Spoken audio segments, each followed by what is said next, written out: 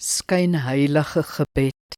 Matteus 6 vers 5 sê, en wanneer julle bid, moet julle nie soos die skynheiliges wees nie, want hulle hou daarvan om in die sinagoges en op die straathoeke te staan en bid, sodat hulle deur die mense gesien kan word.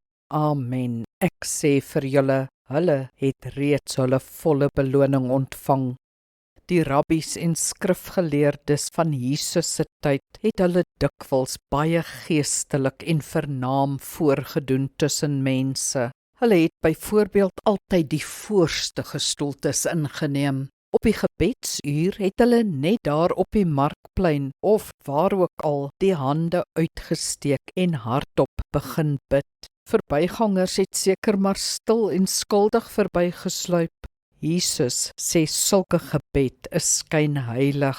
Dis op mense gemik, nie op God nie.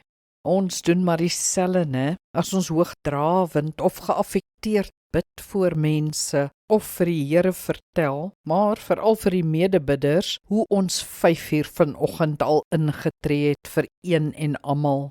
Tussen mense is ons altyd veel geesteliker as by die huis. Nee wat, vergeet die mense, praat bloot met God, of hou jou gebed privaat. Die vlees lê dikwels so vlak.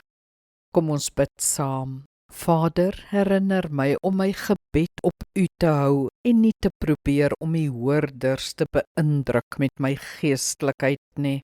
Soms eindig ons gebed in groot vleeslikheid en hoogmoed. Amen. Die Here seën jou.